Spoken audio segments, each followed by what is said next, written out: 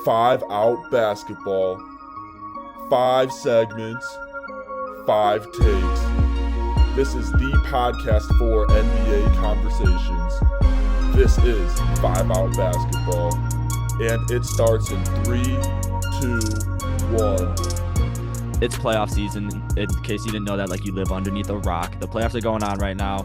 We're about 3 games into every series. So what me and Everton are gonna do is we're gonna each give a takeaway that we've taken from each series so far. I hope that makes sense. The title will be better than that, but Yeah. we have thoughts and we're gonna express them.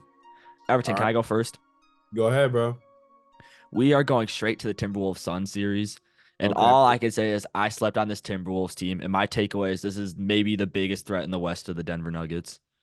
I'm not gonna lie that I was gonna put something like that. I put they got KD, we got Jaden McDaniels.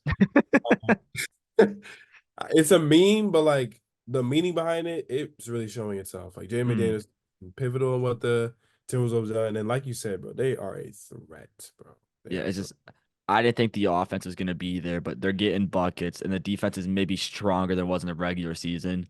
Anthony Mhm. Edwards, another takeaway if you really want to, is I think he's going to overtake Devin Booker for best shooting guard in the league. I know D. Mitch is up there, but the Cavs are having a disaster class as well. So Anthony Edwards might be the best shooting guard in the league. Yeah, I literally just seen an Instagram post about like is Anthony Edwards the best two guard in the league, and I'm like, honestly, here's the thing, right? You could argue he had a better season than both of them. Like you could make the argument. Hmm. But then that was holding me back is they've been doing it longer in the playoffs. It might, they'll go back to doing those things. Won't lie. This year's playoffs, not only has Ant taken that step, D Book and Donovan Mitchell have been a little bit It's questionable. been a little ropey, a little shaky, fam. Not gonna Yeah, lie. you Yep. know? But Anthony Edwards has been incredible. Has probably taken a top 10 player in the league type of jump. And then Karl Anthony Towns is not completely ghosting. The defense is still incredible. I like seriously, like I know Rudy Gobert has struggled against Jokic in the past, but I can't see like the Mavericks still being 50-50 against the Clippers and the Thunder having a Mickey Mouse series against the Pelicans. I think I have to say confidently that the Timberwolves are the biggest threat. Are they going to beat the Nuggets? I'm not going to say that out loud, but they are the biggest threat. Yeah, my final point to what you just said with Cat not playing bad and the defense being strong. Those are the things that we were low-key worried about going into this series was what is Cat gonna look like in this type of series? And also like what is the defense gonna do with all three of those? Well, all two, sorry, Bradley Yeah. Beal. Um, but all of those things, those questions have been answered. Like Mm, the defense has been, oh my God, like it's been really good. Like mm. I didn't even get to watch the whole game yesterday, but when I turned on the game, I saw 95-73. I was like, oh, okay, yeah. Yeah. I'm seeing, I'm observing. I'm Mhm. observing. And then Cat looked fine. Like I said, that was the biggest question for me, really, was what's Cat gonna look like? But he doesn't look bad. That's a plus for them. Yeah, not at all. And I'm gonna spoil a segment we're doing a little bit later when we have one word to describe like a team. This team is just vibes. I don't think there's more vibes in the league right now going on with this team because they're literally, I'm not even making this up like figuratively, they're literally letting their nuts hang on the Suns. It's actually ridiculous what like Anthony Edwards is doing the suck it chant. They're talking all their crap. They are just having a great they're just having a great ass time.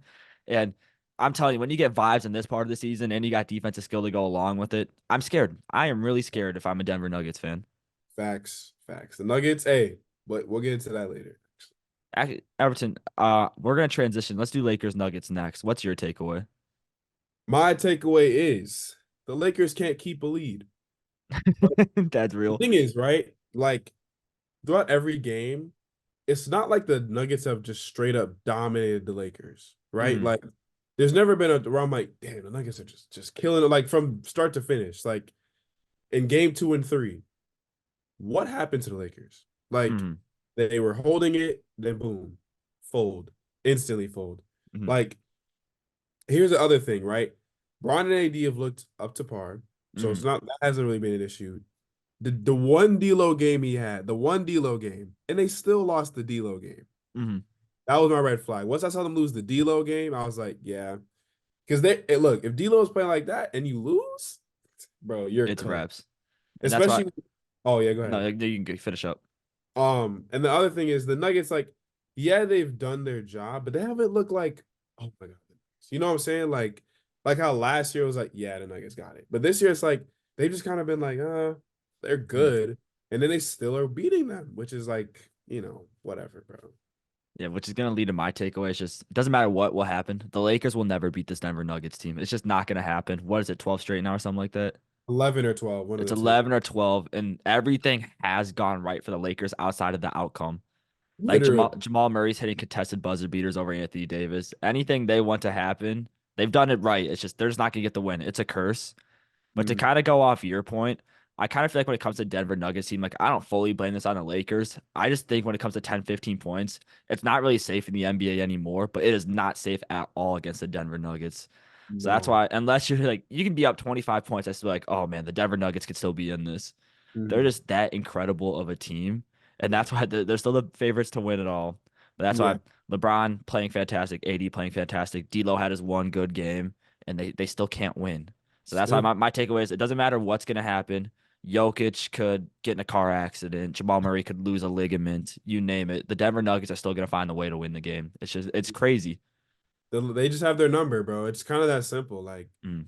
I know that people have been trying to do that little trademark of we had LeBronto or they had LeBronto. We have Uh. Cola, like LA. Oh my God. Not Crazy. quit playing.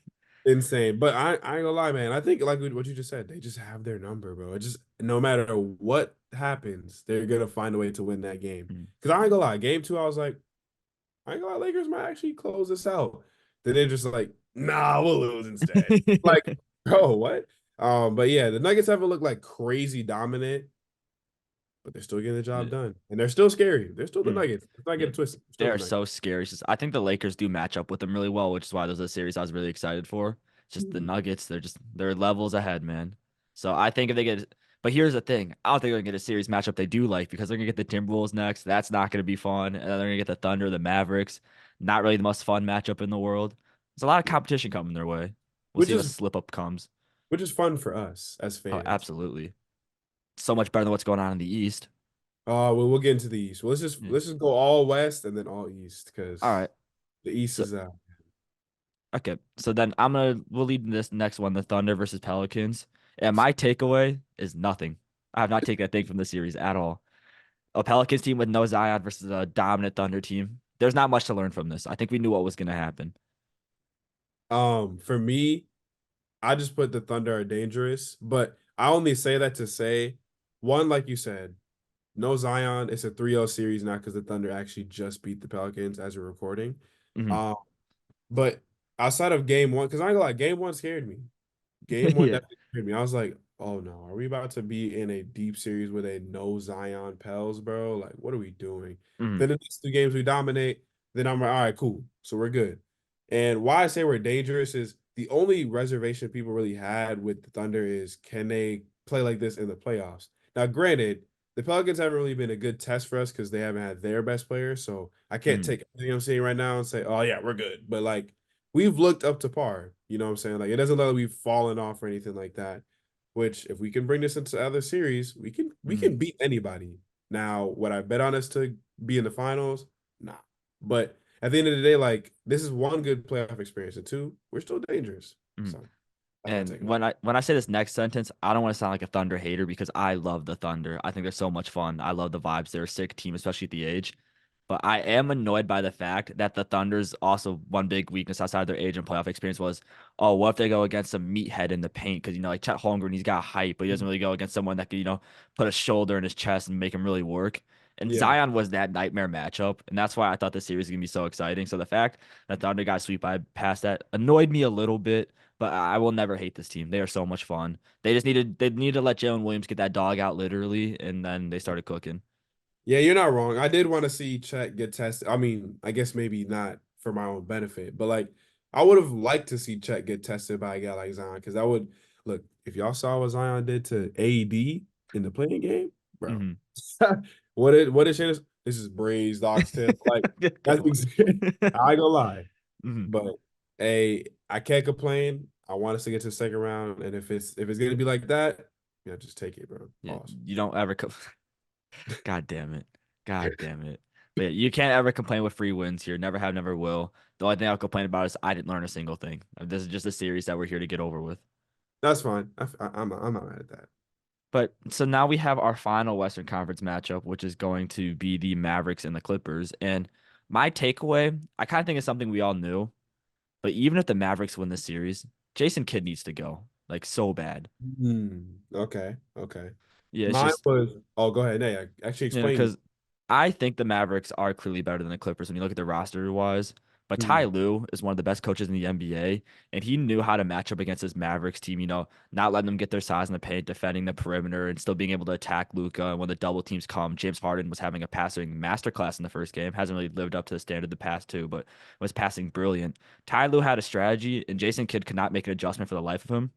That's something we are going to continue to see. Like I think the Mavericks can still make it out of the series, but Jason Kidd is just coaching off literal vibes, and it's not good ones. It's just literal vibes. There's no schemes. It's just all Luca and Kyrie, do your thing, 21, do your thing, and that's really what he banks on. It's just the Mavericks have too much talent to be banking on that.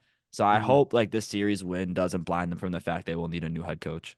Well, I'm just telling you this now.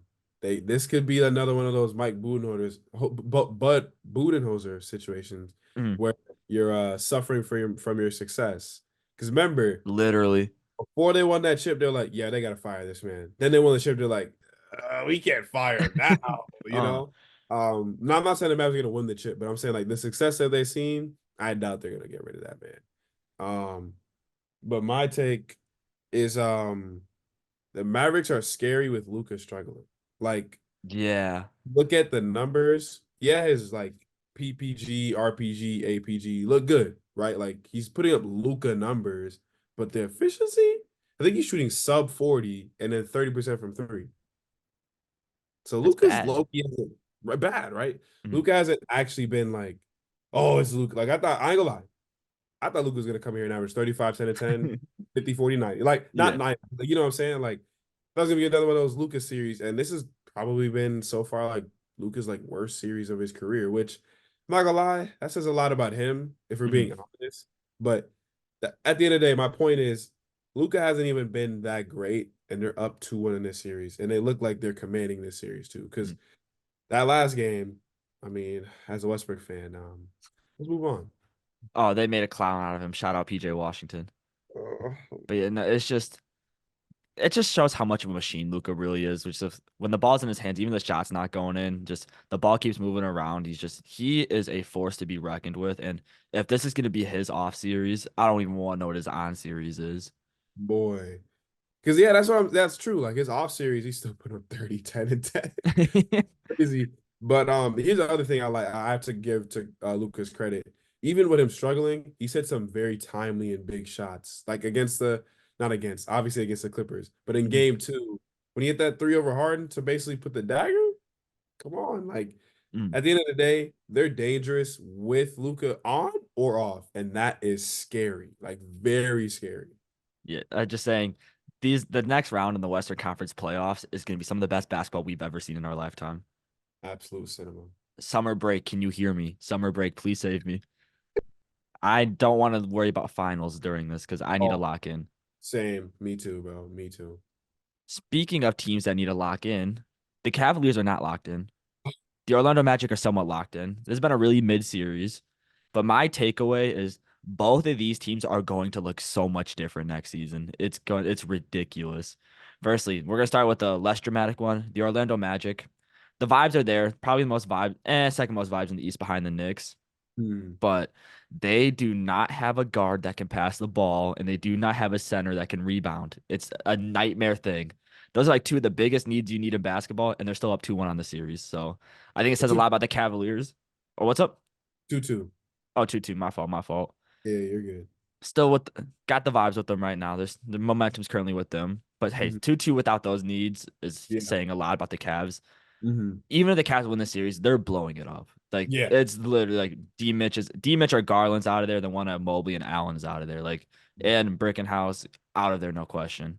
So this team is going to look completely different. And I was really surprised because I loved this Cavs team heading the season. And there was a point in the regular season, I'm like, oh my God, this is definitely the second best team in the East. They had Mhm. the injuries of Garland and Mobley and Mitchell and Allen were just playing out of their mind. And Max Strus was always getting big moments when they need him. Like, oh, it's a perfect starting five. This Yeah. is the most imperfect starting five I've seen. They just do not work. And I know like we had the Timberwolves last season where like we were giving them crap and they ended up making it work out. It's not going to happen. They crapped the bed last year and they're crapping the bed against a team that isn't even supposed to make it this far. Like the Magic are a year ahead and they might take the series from them. So this Cavs team is going to fall apart. Mitchell's going to be a Nick probably. Hot take. But yeah, so I don't know. I Hot think take. these teams are going to be so much different. Yeah. My big takeaway, and I agree with everything you just said, by the way. But Mhm. my biggest takeaway is the Cavs might be frauds, bro. Like the thing that confuses me about this team, when I look at this team, I'm like, this team is like Mhm.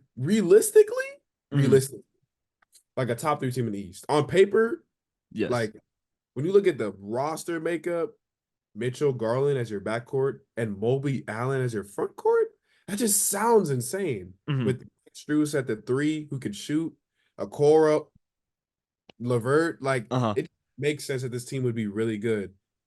And they're tied 2-2 after getting blown out twice, basically, right? Yeah, You by know, like 40 at one point. Like, game 3 was crazy. All right. mm, That was, and then game 4, you're up at half, then you just decide to blow the lead. And here's my other thing. Paulo had 9 points today and they lost. Now Franz had 30. brother. Yeah. Franz was cooking. But I would expect for a Cavs team to lose like that, Paulo would have to be on something. Hmm. No, no. He had 9 points and they still lost like that. So for me, I think the Cavs, bro, the roster makes sense, but at the same time, it doesn't make sense. Well, like you said, perfect but imperfect. Mm. They're literally that. So for me, it's just like I'm not gonna spoil my description of their description, but like you said, this team gonna look a little different Yeah. pretty soon. I don't want to say they're completely screwed because at least you have trade assets. Like, you're not like stuck in eternal Yeah. mid yet. But the Uh-huh. move's got to happen ASAP. It needs to be quick. Mhm. Speaking of mid, let's go to the Bucks Pacers series. Everton, I'll let you go first. All right. Obviously, at the time of this recording, because some people might not watch this right away, so we don't know what the series looks like when this comes out. But the Pacers are up 2-1. Mhm. And my takeaway right now, the Bucks might be screwed. Like Good takeaway. Giannis hasn't played yet. Looks like Dame's done playing, dude. And y'all are down 2-1 already. Uh-huh. I ain't gonna lie. Pacers might close them out in the next 2 games, Yeah. dude. Simple as that. It's just if it's coming down to Chris Middleton need to drop 42 points for you, it's over. You're cooked. And this is a big takeaway that me and Everton have. I mean, I can't believe our biggest takeaway came from a Bucks Grizzlies game towards the end of the season. But we watched Jaren Jackson just have a field day doing like spin moves into the paint to get like 40 points. And now he had Pascal Siakam do that. It's ridiculous. Literally. He's the fidget spinner, bro. We Mm, already knew he was like that. And he's like Jared Jackson, but better at that yeah. one thing. He's like if Anthony respects women. Hey, he Yeah. scored his first Premier League goal today. Against Burnley in a draw. How embarrassing. Anyways, my takeaway is Giannis needs to get the hell out of Milwaukee because this team has no future. It's over. It is It, so over because everybody's aging. These contracts you can't get rid of them. You don't have cap room. You don't have picks to work with. This team's done. This is like this is what's scary to me is because saying this sentence is sad. This is the peak we are going to see of this Milwaukee Bucks team, and it's not good. It's a really bad peak. And if Giannis wants to waste his career to be loyal, go ahead. Hats off to you. I know they might love you in Milwaukee. Keyword might. But the thing is, like, get out of here while you can. You're in your prime. You can make money anywhere. It's just demand a trade. I don't care. Get out of Milwaukee because this team's done. It's over. Dame is not the same player. Brooke Lopez is 43 probably. Chris Middleton, I know he's had a great game, but you're not getting 42 points from Chris Middleton on a consistent basis. Giannis no. doesn't have a number two. He does not have a number two on that team. Bobby Portis maybe, but he's too busy doing the 5 Hour podcast. So Bobby Portis is only gonna have so many moments left in him. So this team's screwed. This team is screwed. And that's why I want to see Giannis leave before it's too late. I mean, hey, he has hinted at it. Like he's always been like, "Hey, if it's not the right time, I'm out." Yeah. So, He said hey, he said he liked Chicago. Quit playing. Quit playing. hey, we'll be talking about Chicago. Oh, we will. I was having fun shitting on one team, and Everton has to bring that up and just ruin my vibe. No, bro, think positively. And like, what if he were to come to Chicago? Mm-hmm. Wouldn't be a Mm-hmm. far move. Wouldn't be a far Not move. not at all. Quit playing. All right. Next series. You want to do Knicks Sixers or you want to say that for last? We can do Knicks Sixers next. All right, so Knicks Sixers. Knicks are up 2-1. Mhm. My biggest takeaway, this could be the best series. Yeah, Like absolutely. straight up. Now, maybe that's because of how the rest of the series have looked so far, but when I look top to bottom, this series has been so fun to watch. Like Mhm. looking at back at my own predictions, I might have overdid it, saying Knicks in 5. Uh-huh. But at the end of the day, I like good basketball, and this has been some pretty fun to like Josh Hart in game 1. Dude was like 2 for 9, and out of nowhere just starts hitting every shot imaginable. That was Mhm. crazy. And then game 2, first off, let me cover this now. I hate when teams do that whole we got robbed or blah blah like foul for check this last play to see if we got robbed. Uh-huh. Brother, don't blow the lead so it doesn't come down to that. I hate when Yeah. teams do. I hate when it's like, bro, Uh-huh. if you keep that lead, that one play doesn't matter. But Mhm. because you have to blow the lead, of course it's a big play now, you know. But that's my biggest takeaway. This is gonna be the best series, low key. Yeah, and I love the animosity. This isn't just hoops. Like these are teams fighting with each other. Embiid trying to injure players because his knees can't hold up with it anymore. There's drama going with it.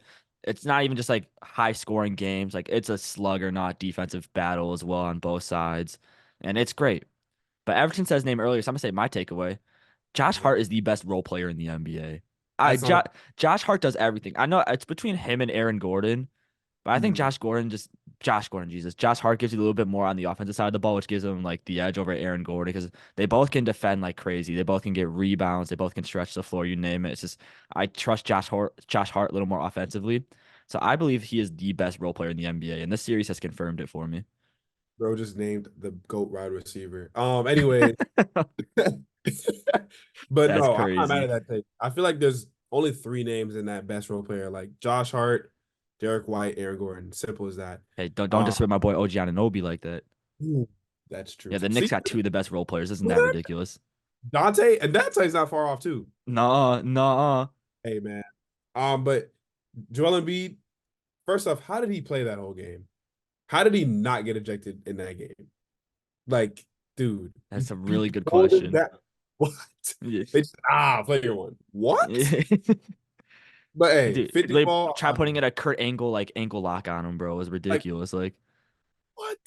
But it's like you said, this series has everything: animosity, drama. You got to beat in press conferences saying, "I'm not talking French." Damn, yes. Did you see that video? I did not. Bro, it's a video. So it was a press conference, and the dude in the press conference started speaking French. He said, I'm not speaking French. I'm damn. He just asked you, bro. That's crazy.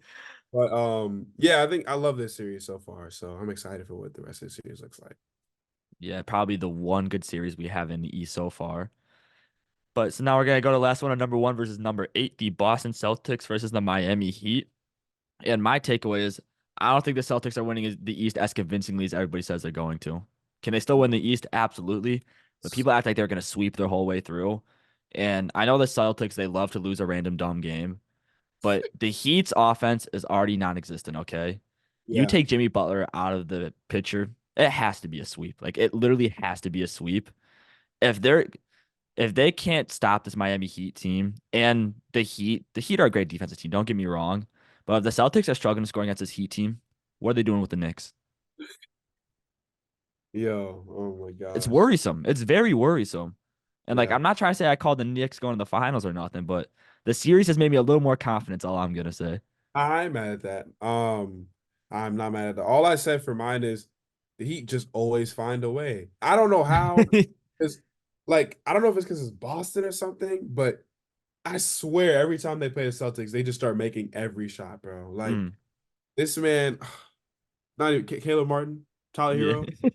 I mean, no, not to say they can't shoot, but like, why do they just pull out 23 3-pointers out of just nowhere? Mm, How did that happen? I guess the Celtics, of course, but for the Heat, so here's the thing: the Celtics are in a lose-lose situation, right?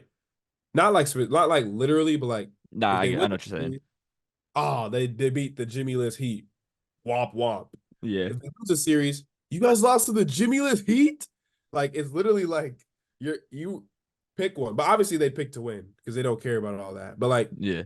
I don't know what it is. This is why the Celtics, I won't lie, if they don't make it to the finals this year, they're going to be in that Sixers category for me, where it's like, I don't trust you. I don't care what you do in this. I don't care. You can win 64 games. I don't give a damn. I got to see you in the playoffs. Thank you so much for tuning into this segment of the 5 Out Podcast. I am Joey LeMaster, and me and Everton are so thankful for your guys' support. If you want to keep supporting us, please check out the full podcast on Spotify and follow our TikTok account. Both of those will be in the bio, and make sure to leave a like and stay smooth.